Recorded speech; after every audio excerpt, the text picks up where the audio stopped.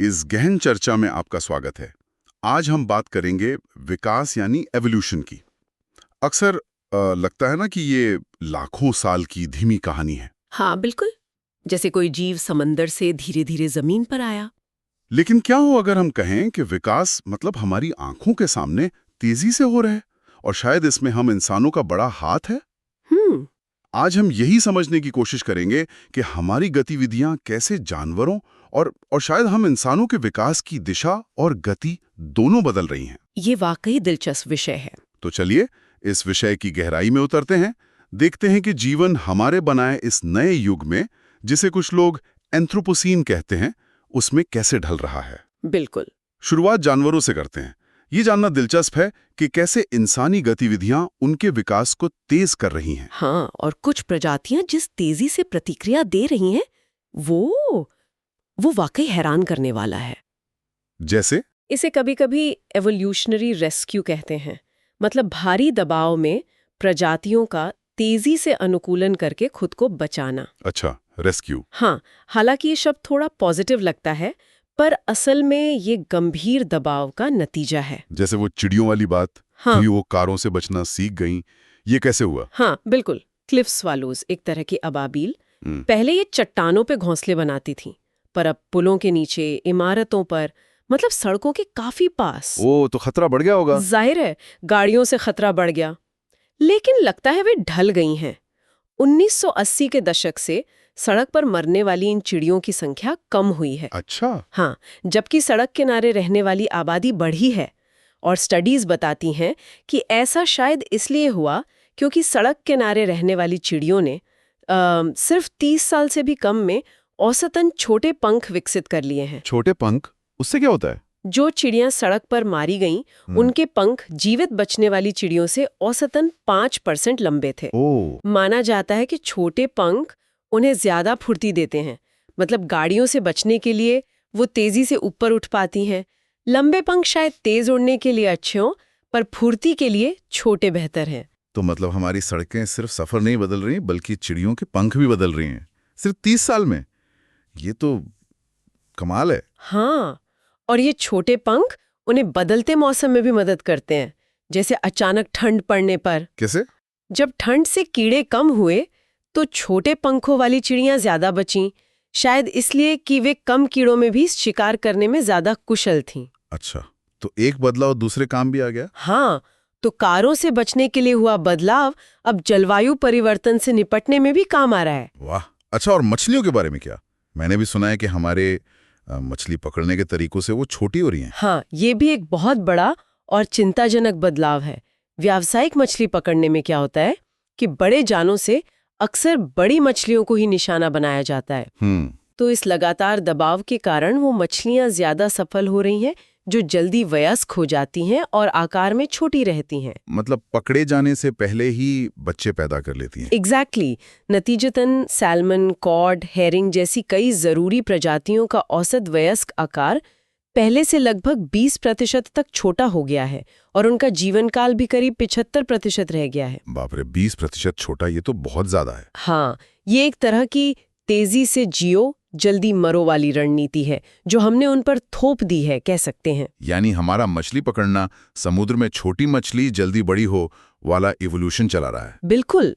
Chinook salmon का आकार 1920 के दशक में ज्यादा शिकार हुआ, उसके बाद सिर्फ 30-40 साल में 25% कम हो गया। 25%? और अटलांटिक सैल्मन, उनका आकार तो सिर्फ 25 सालों में करीब 50% घट गया। 50%? यहाँ मछली पकड़ने के साथ साथ शायद बांधों का भी असर है, जो पानी का बहाव बदलते हैं और जल्दी वयस्क होने वाले छोटे आकार के जीन को शायद बढ़ावा देते हैं। ओ, ये पक्का है कि ये जेनेटिक बदलाव है? हाँ, जेनेटिक विश्लेषण इसकी पुष्टि करते हैं। ये सच में उनके जीन में बदलाव आ रहा है। ये उदाहरण तो दिखाते हैं कि हम अनजाने में ही सही पृथ्वी पर एक बड़ी विकासवादी शक्ति बन गए हैं, जिसे आपने कहा जैविक मानव युग। सही कहा। और ये बदलाव सिर्फ आकार तक नहीं है, व्यवहार भी बदल रहा है।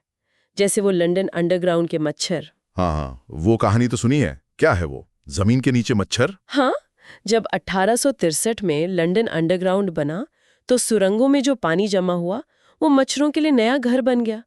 क्यूलेक्स पीपियंस मच्छर वहां फंस गए हाँ। और धीरे धीरे उस अलग थलग माहौल में ढल गए। अच्छा। ऊपर रहने वाले अपने रिश्तेदारों से अलग, जो पक्षियों का खून चूसते हैं, हाँ। इन भूमिगत मच्छरों ने चूहे और हाँ, इंसानों का खून पीना शुरू कर दिया। उफ।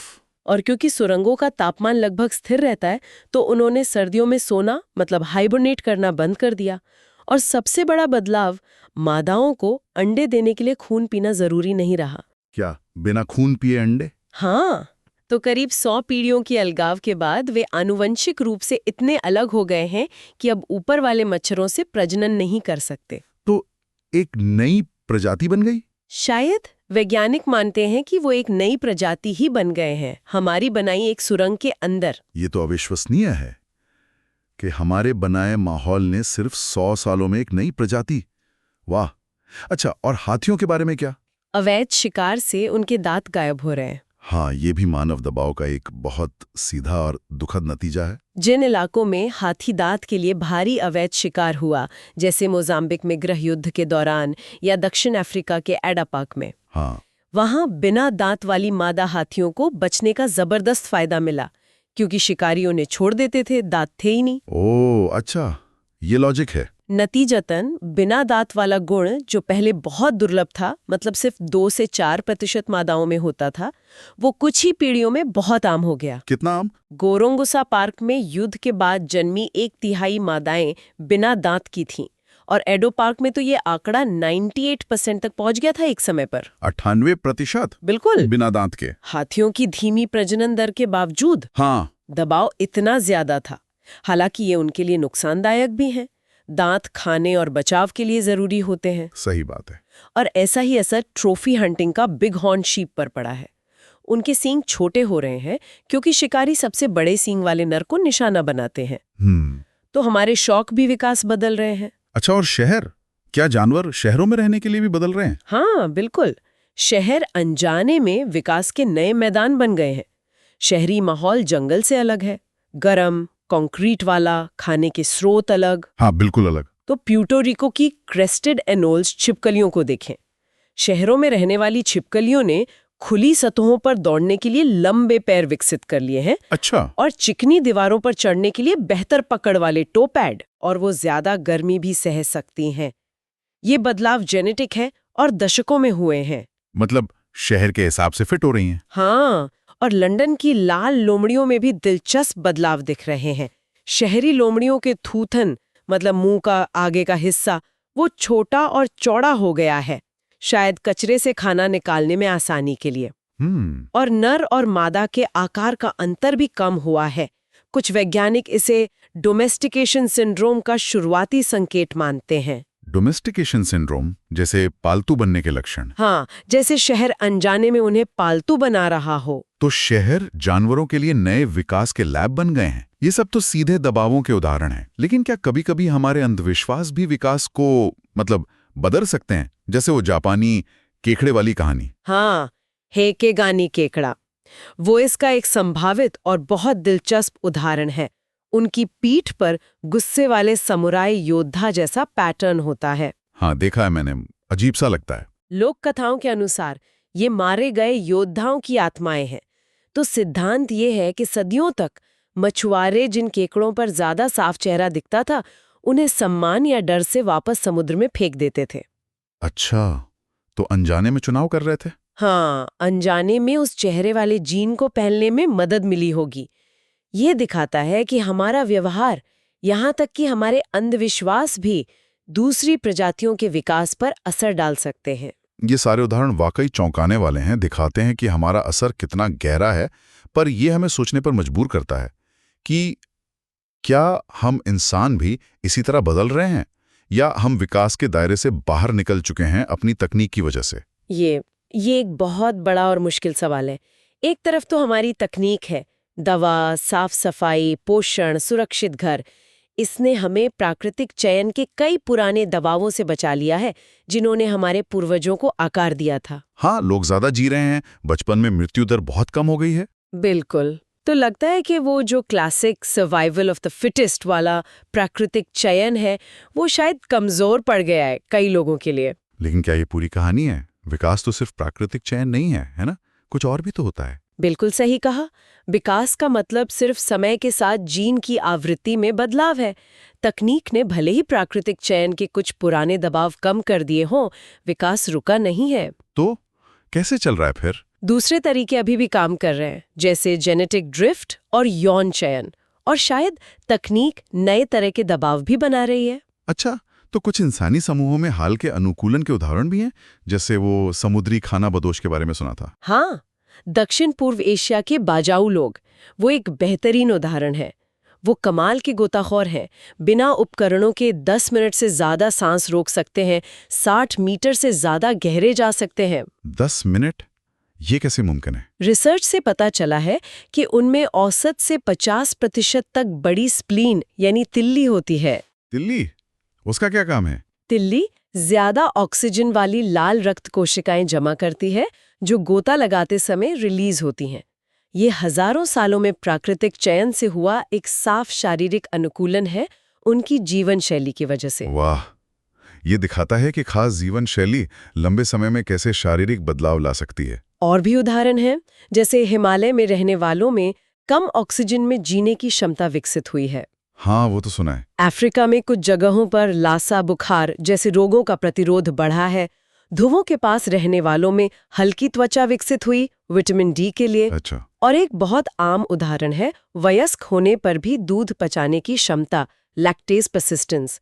ये पशुपालन करने वाली कई आबादियों में अलग अलग विकसित हुई है पिछले कुछ हजार सालों में। हाँ, ये तो बहुत कॉमन है। तो ये सब दिखाता है कि अलग अलग माहौल और खान पान ने मानव समूहों को हाल के हजारों सालों में भी ढाला है।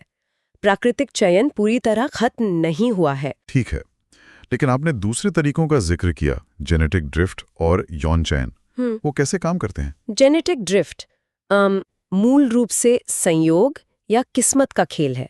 जीन की आवृत्ति में बदलाव सिर्फ इसलिए होता है क्योंकि संयोग से कुछ लोग ज्यादा बच्चे पैदा करते हैं या किसी घटना में बच जाते हैं जिनका उस जीन से कोई लेना देना नहीं होता। मतलब रैंडम चांस। हाँ, बिल्कुल।